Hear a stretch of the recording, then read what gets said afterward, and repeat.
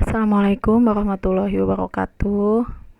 Hari ini Ibu akan bahas mengenai konsep dan klasifikasi biaya serta perilaku biaya. Nah, sebelumnya itu ada materi mengenai ruang lingkup akuntansi manajemen ya. Jadi di situ nanti bisa kalian baca sendiri ya untuk materinya. Di situ ada disebutkan perbedaan dari akuntansi manajemen dan akuntansi keuangan. Nah, di mana kalau untuk akuntansi keuangan ini dia fokusnya untuk pihak eksternal perusahaan ya, untuk laporan-laporan akuntansi itu difokuskan untuk pelaporan kepada pihak eksternal. Nah, sedangkan untuk akuntansi manajemen ini dia dilaporkan untuk pihak internal ya, untuk pihak internal, di mana untuk pihak perusahaan untuk melihat bagaimana kondisi perusahaannya. Nah, selain itu, kalau akuntansi keuangan itu fokusnya ke bagian keuangannya saja. Nah, untuk akuntansi manajemen itu fokusnya ke banyak bagian ya, salah satunya juga melihat dari sisi keuangannya. Lalu untuk akuntansi keuangan itu ada standarnya ya. Jadi membuat laporan itu ada standarnya, harus berdasarkan PSAK. Sedangkan untuk akuntansi manajemen tidak ada standar bakunya. Jadi untuk pelaporannya bentuknya lebih bebas ya. Jadi bisa dalam bentuk tidak ada peraturan baku ya, seperti pada laporan akuntansi keuangan. Nah, itu harus sesuai PSAK gitu ya. Jadi kalau di manajemen itu lebih ke mengenai keseluruhan ya. Jadi seperti fungsi dalam manajemen itu ya, yaitu perencanaan, ya, pengorganisasian, pengendalian, evaluasi ya. Jadi di mana itu Jadi contohnya kalau untuk laporan akuntansi manajemen itu berdasarkan kebutuhan pihak perusahaan ya. Misalnya perusahaan ingin mengetahui, misalnya nih suatu perusahaan itu memiliki beberapa bidang yang diproduksi. Misalnya ada bidang A, B, dan C, lalu perusahaan ingin mengetahui. Selama ini kan tergabung ya untuk biayanya, jadi terlihat tergabung dalam keuntungan biayanya. Nah, dia ingin melihat apakah produk A dan produk B dan produk C ini mana sih yang sebetulnya lebih menguntungkan dan mana yang sebetulnya malah justru mengurangi pendapatan gitu ya. Jadi justru malah selama ini hanya tidak ada untungnya gitu ya, hanya justru mengurangi keuntungan perusahaan. Jadi di situ, jadi dia perusahaan misalnya ingin melihat bahwa ternyata produk B ini seharusnya tidak usah diproduksi gitu ya, maka akan lebih meningkatkan laba, misalnya laba untuk perusahaan. Jadi contohnya seperti itu dan lain-lain ya. Jadi kalau untuk laporan di akuntansi manajemen itu untuk segala aspek ya, bisa juga untuk mengenai SDM-nya gitu ya, mengenai dan lainnya. Bisa juga jadi bagian keuangan dan bagian lainnya ya. Nanti bisa dibaca lagi di materi yang sebelumnya Ibu sudah berikan. Nah, lalu ini untuk klasifikasi biaya ya. Nah, pengertian biaya. Biaya adalah nilai tukar, pengeluaran, pengorbanan pada saat akuisisi oleh penyusutan saat ini atau di masa yang akan datang dalam bentuk kas atau aktiva lain ya. Lalu konsep biaya. Nah, di sini ada perbedaan antara cost dan expense ya. Kalau cost itu apa? Cost itu adalah semua biaya kas atau sejenisnya yang dikorbankan untuk memperoleh atau memproduksi barang yang dianggap memberikan manfaat di waktu yang akan datang. Oleh sebab itu dicantumkan dalam neraca. Jadi contohnya kos itu misalnya untuk pembelian aktiva tetap ya. Misalnya untuk membeli kendaraan yang manfaatnya itu untuk beberapa tahun yang akan datang. Lalu misalnya membeli mesin, nah itu termasuk kos. Nah, kalau expense, sedangkan expense ini adalah pengeluaran untuk mendapatkan pendapatan pada satu periode tertentu yang dikurangkan pada pendapatan untuk memperoleh laba. Jadi kalau expense itu lebih ke biayanya untuk misalnya satu periode pencatatannya dia mencatat per bulan. Berarti expense itu yang hanya untuk bulan itu. Biaya apa aja sih gitu ya yang dikeluarkan? Misalnya ada biaya listrik atau misalnya biaya penyusutan. Nah, makanya penyusutan itu nanti masuknya ke expense ya. Tapi harga perolehan mesinnya itu masuknya ke cost ya. Gitu. Jadi kalau expense ini dia dicantumkannya biasanya posisinya ada di laba rugi ya. Karena dia itu pemakaiannya habis untuk satu periode, jadi mengurangi pendapatan di laba rugi. Sedangkan kalau cost itu biaya yang untuk mendapatkan harta gitu ya, untuk mendapatkan mesinnya, untuk membeli mesin kah, membeli kendaraan, makanya posisinya ada di dalam neraca ya. Lalu klasifikasi tentang biaya. Biaya produksi terdiri dari ada biaya bahan langsung, ada biaya tenaga kerja langsung, lalu ada biaya overhead pabrik. Nah, di sini ada biaya bahan langsung. Biaya bahan langsung itu apa sih? Biaya bahan langsung adalah bahan baku yang menjadi bagian langsung ya, yang integral dari produk jadi dan dapat ditelusuri dengan mudah ke dalam produk yang dihasilkan. Nah, ini misalnya untuk membuat sebuah meja kayu sederhana secara fisik, bahan bakunya langsungnya tuh apa ya? Kayu gitu ya. Jadi kalau kita membuat kayu butuh berapa banyak batang kayu misalnya untuk membuat meja gitu ya. Atau misalnya kita membuat makanan lontong ya, berarti bahan bakunya apa? Bahan baku langsungnya yang bisa kita lihat adalah berasnya ya. Jadi dalam membuat satu itu butuh berapa beras sih gitu ya.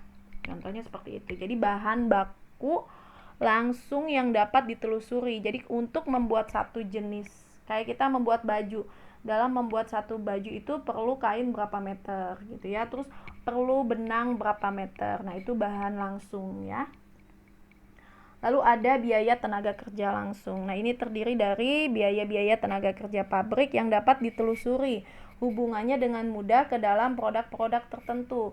Biaya ini juga sering disebut dengan touch labor atau direct labor ya.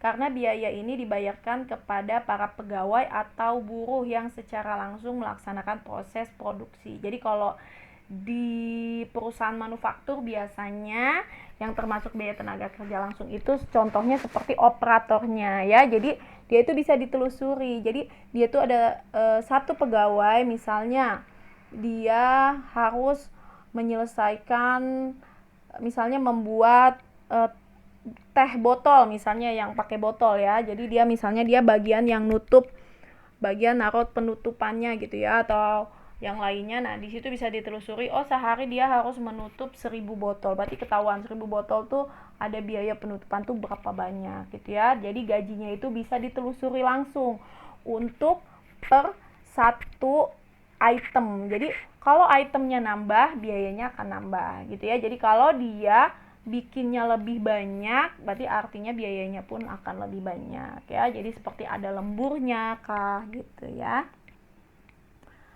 Nah, lalu ada terakhir biaya overhead pabrik. Nah, ini adalah merupakan semua biaya yang berhubungan dengan pabrik selain biaya tenaga kerja langsung dan biaya bahan baku langsung, yaitu contohnya meliputi. Nah, ini ya. Jadi biaya tenaga kerja pun ada yang bukan termasuk biaya tenaga kerja langsung. Contohnya kayak gaji manajer ya, atau gaji supervisornya gitu ya, karena gaji dia itu tidak bisa ditelusuri langsung gitu ya. Jadi ketika membuat barang mau 1.000, mau 100, ya gaji manajernya itu per bulan ya, hitungannya per bulan dia segini gitu ya, berapa banyak. Lalu biaya penyusutan juga misalnya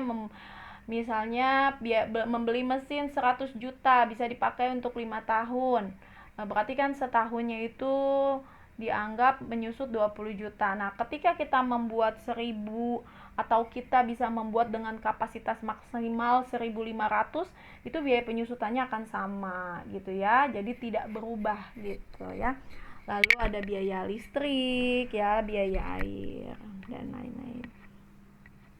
Nah, selanjutnya ada yang namanya biaya non produksi ya. Di sini ada biaya penjualan dan biaya administrasi. Biaya penjualan dan marketing termasuk semua biaya yang diperlukan untuk menangani pesanan konsumen dan memperoleh produk atau jasa. Jadi biaya yang berhubungan saat dia menjual ya, bukan saat produksi, tapi saat dia menjualnya ya. Lalu biaya administrasi yaitu biaya meliputi eksekutif, organisasional dan klerikal yang berkaitan dengan manajemen umum organisasi ya. Jadi lebih ke administrasinya ya. Nah, di sini contohnya ya. Biaya produksi dan non produksi. Jadi ada biaya produksi, ada biaya non produksi ya, dibagi ya.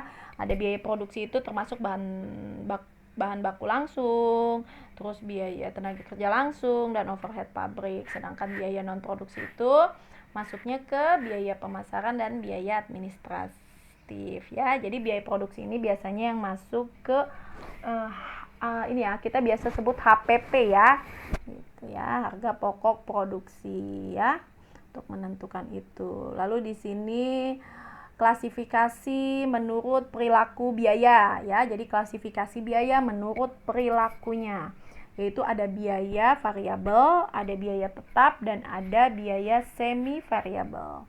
Nah, apa sih biaya semi variabel? Biaya semi variabel merupakan biaya yang berubah secara tidak proporsional dengan perubahan volume aktivitasnya. Jadi biaya semi variabel ini disebut juga biaya campuran ya. Campuran antara biaya tetap dan biaya variabel ya. Contohnya biaya listrik dan biaya pemeliharaan. Jadi kita cari tahu dulu biaya variabel itu apa. Makanya di biaya semi variabel ini dibilangnya campuran. Jadi kita cari tahu dulu biaya variabel itu apa sih? Oh, biaya variabel itu biaya yang jumlahnya berubah secara proporsional dengan perubahan tingkat aktivitas. Artinya, biaya ini tergantung pada banyak atau sedikitnya produk yang dihasilkan. Semakin banyak produk yang dihasilkan, maka semakin tinggi biaya yang dikeluarkan. Demikian pula sebaliknya ya. Jadi yang termasuk biaya variabel ini itu sama seperti tadi itu adalah biaya bahan baku langsung dan biaya tenaga kerja langsung ya. Jadi makanya di sini contohnya biaya lembur karyawan, terus biaya material itu biaya bahan bakunya gitu ya, terus biaya bahan bakar, pokoknya jadi biaya-biaya yang bisa ditelusuri gitu ya, per itemnya itu dia butuh berapa banyak gitu. Jadi ketika kita nambah tingkat produksi, biayanya pun akan bertambah. Kalau tingkat produksinya berkurang, biayanya pun akan berkurang gitu ya. Lalu biaya tetap. Biaya tetap ini adalah konstan. Jadi biaya tetap ini konstan secara total. Jadi sekalipun terjadi perubahan tingkat aktivitas dalam suatu kisaran relevan tertentu, biaya ini tidak dipengaruhi oleh banyak sedikitnya produk atau jasa yang dihasilkan. Nilainya tetap tidak berubah. Contohnya yang tadi ya, seperti contoh-contoh biaya overhead pabrik, yaitu biaya gaji manajer, biaya sewa mesin, terus biaya sewa kendaraan. Jadi di mana ketika kita sewa kendaraan, kita mau pakai untuk misalnya untuk memproduksi, membeli bahan baku 1.000 atau 1.200 ya sama, karena kita sewanya per bulan ya segitu gitu ya, atau biaya penyusutan mesin. Jadi dalam sebulan ya tetap menyusut segitu, mau kita bikin produksi 1.000 unit atau 1.200 ya akan sama, biayanya akan tetap segitu gitu ya. Jadi tidak mempengaruhi besar atau banyaknya yang diproduksi, dia akan tetap atau sama biayanya ya dalam sampai di kapasitas maksimumnya gitu ya. Nah, ini yang tadi biaya semi variabel ini yang gabungan. Jadi di mana ada campuran unsur biaya tetap dan biaya variabelnya. Contohnya seperti biaya listrik.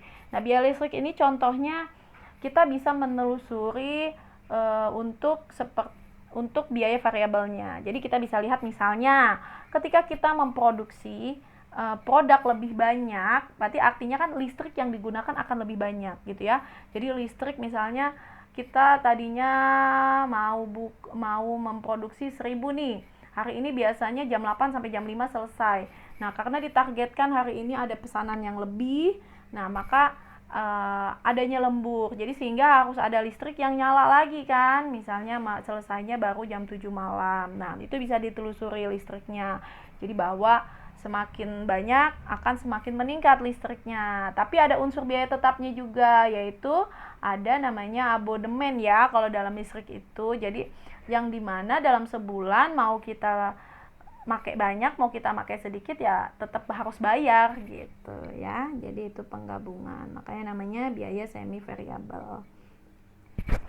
Lalu ada lagi klasifikasi biaya menurut penentuan biaya pada objek biayanya, yaitu dibagi menjadi dua, biaya langsung dan biaya tidak langsung. Nah, biaya langsung itu apa? Biaya langsung adalah direct cost, yaitu adalah biaya yang dapat dengan mudah ditelusuri hubungannya dengan objek biaya tertentu. Dengan kata lain, biaya langsung merupakan biaya yang dapat ditelusuri hubungan antara input dan outputnya. Jadi langsung berhubungan dengan produksi yang dibuat ya.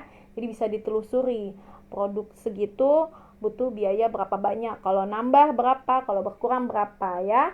Jadi seperti biaya variabel, yaitu biaya langsung. Nah, kalau biaya tidak langsung itu seperti biaya yang overhead pabrik itu ya, atau seperti biaya tetap dan biaya semi variabel. Nah, itu biaya tidak langsung adalah biaya yang tidak dapat dengan mudah ditelusuri hubungannya dengan objek yang dibiayai. Jadi tidak mudah ditelusuri karena yaitu seperti kayak sewa tempat, kita mau bikin 10, bikin 12 tetap sewanya sama gitu ya. Jadi kita tidak bisa menelusuri secara pasti bahwa kalau kita membuat satu butuh biaya berapa banyak gitu ya. Lalu konsep biaya tentang akuntansi manajemen. Di sini ada 3 macam konsep tentang akuntansi manajemen. Di antaranya ada biaya diferensial, biaya kelayakan, dan biaya penanaman. Nah, di sini di sini ada biaya kelayakan atau biaya diferensial. Contohnya misalnya biaya kelayakan itu adalah opportunity. Jadi kayak kesempatan, biaya kesempatan jika ada pilihan lain ya. Jadi contohnya misalnya perusahaan itu mempunyai satu tempat. Nah, dia tadinya tempat itu dia sewakan. Tadinya tempat itu dia tidak pakai untuk produksi, maka sehingga dia mendapatkan pendapatan lain ya, pendapatan lain dari pendapatan dari selain dari yang dia produksi gitu ya. Jadi pendapatan lain dari kegiatan inti perusahaan tersebut. Dia mendapatkan pendapatan lain. Nah, di sini disebut namanya pendapatan diferensial ya, seperti itu. Nah, itu jadi pendapatan lain, jadi pengganti ya, sama seperti biaya diferensial juga biaya lain dari kegiatan intinya gitu ya, inti perusahaan. Nah, di situ perusahaan tadinya dia menyewakan sebuah ruangan, berarti dia mendapatkan pendapatan diferensial. Lalu ruangan tersebut nggak disewain lagi lalu dia pakai untuk memproduksi misalnya produk lain gitu ya, produk A gitu atau produk B. Nah, di situ nanti akan ada muncul biaya. Nah, di situ adalah dimasuk namanya biaya kelayakan atau biaya opportunity. Jadi maksudnya ada biaya peluang. Jadi maksudnya ada peluang lain gitu ya, peluang jadi dari pendapatan dari sewa tersebut dia membuat yang lain, berarti ada biaya lain dari kegiatan intinya ya. Jadi biaya peluang yang menghasilkan nantinya ada peluang gitu ya. Nantinya akan ada peluang untuk menghasilkan pendapatan lain gitu ya. Jadi biaya produksinya tersebut yang dipakai untuk produksi produk yang lain itu masuknya ke biaya opportunity. Lalu ada namanya biaya penanaman atau sunk cost. Nah, ini biaya penanaman ini adalah seperti biaya dibilangnya biaya terbenam gitu ya. Jadi biaya di mana kalau mau kita pakai atau enggak ya sudah terjadi biayanya gitu. Seperti contohnya misalnya perusahaan membeli sebuah mesin. Nah, saat itu ternyata mesinnya nggak dipakai gitu. Nah, itu udah ya tetap harus dianggap sebagai biaya karena sudah dibeli gitu ya. Jadi tetap dianggap sebagai biaya. Nah, ini yang termasuk dalam biaya penanaman atau sunk cost ya. Lalu perilaku biaya. Perilaku biaya merupakan bagaimana biaya itu memberikan reaksi terhadap tingkat aktivitas perusahaan.